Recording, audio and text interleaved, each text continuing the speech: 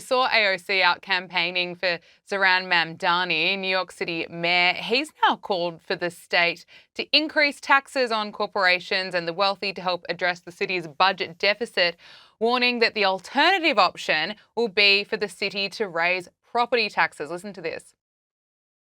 There are two paths to bridge this gap. The first is the most sustainable and the fairest path. This is the path of ending the drain on our city and raising taxes on the richest New Yorkers and the most profitable corporations. And if we do not go down the first path, the city will be forced down a second, more harmful path. Faced with no other choice, the city would have to exercise the only revenue lever fully within our own control. We would have to raise property taxes. Nick, can I get your assessment of this? I mean, what a message for homeowners. But I want to know, are we still in this Mamdani honeymoon period after the election, or has that really dropped off now? People know what they're getting. No, I mean, I think that there has already been some chinks in the armor. There was a major winter storm on the East Coast, and historically, the NYPD would go out onto the streets of New York City and help get mentally ill homeless folks off the streets. And because of Mamdani's extreme socialist agenda, they were told not to do that. And I think 18 people, as of the last count, died of frostbite in America's most prosperous city. But this has been the problem with the Mamdani campaign from the get-go, is that the math just didn't add up. And, you know, he likes to talk about just raising the taxes on the wealthy, but in New York State, 1.6% of the population is already paying 49% of the taxes. You know, how much more can we ask them to continue to pay and expect them to stick around? It used to be the old adage, as long as Wall Street's in New York City, the financial services industry will have to stay. I hate to break it to folks, the internet's a thing now. Financial services does not need to be in New York City adjacent to Wall Street anymore. And Mamdani seems to be doing everything in his power to push them away.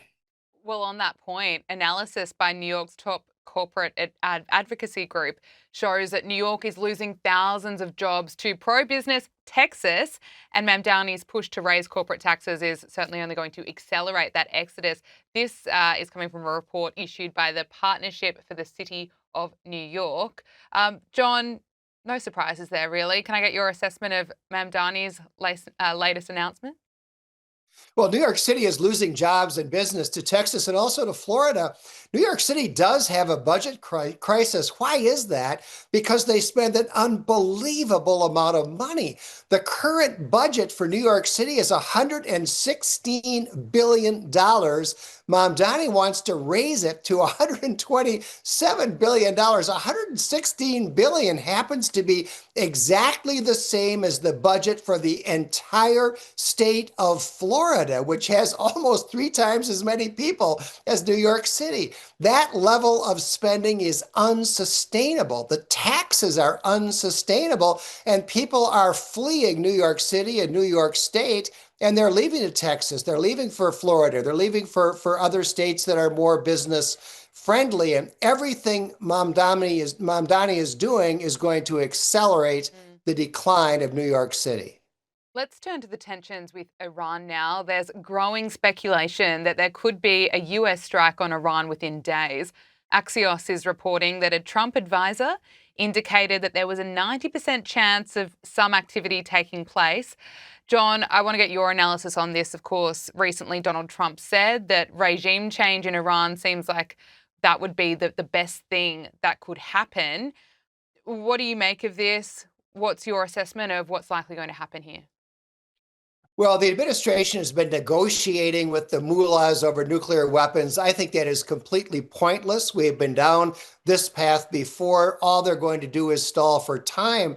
I think bombing is likely, but to be honest, Gabriella, it is probably impossible to overthrow a regime like the mullahs simply through bombing if you're not willing to put troops on the ground. And the reason is that they control the Iranian army, and the army is willing to shoot protesters. We've seen that over the last few weeks. And as long as that is true, I don't think there's any amount of bombing that is going to bring about regime change. Also this week, Iran's supreme leader threatened to sink US aircraft carriers that have been sent to the Middle East. He mocked US military strength to his followers, warning that even the world's most powerful force can receive a slap so severe it cannot stay on its feet. Let's listen to it. رئیس جمهور آمریکا که ارتش ما قوی ترین ارتش دنیاست. قوی ترین ارتش دنیا ممکنه اونچنان گاهی سیلی بخوره که از جا نتوانه بلنش.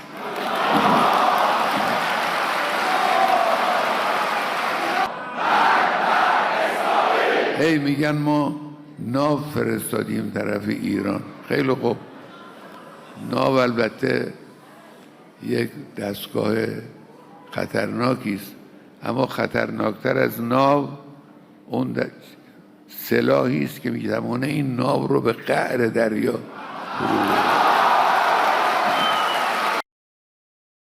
Nick, can I get your analysis on this? We know Donald Trump gets pretty top marks for his foreign policy, but there's a lot of pressure on him with this one at the moment. Yeah, look, I think the last time I was on this program a couple of weeks ago, ahead of some Trump talks with the Iranian regime in Oman, I said that I had a feeling that the Ayatollah in the leadership of the IRGC probably weren't getting a lot of sleep after watching what happened to Nicolas Maduro in Venezuela. And certainly these comments suggest that maybe the Ayatollah is a little bit cranky because they're completely out of touch with reality.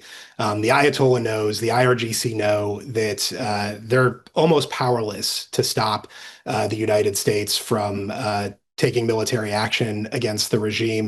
They were completely humiliated by the United States and by Israel last year with the strikes on the nuclear program. And I think the only question that is still outstanding is what's the scope of what the United States is going to try to achieve here? Is eliminating the Ayatollah?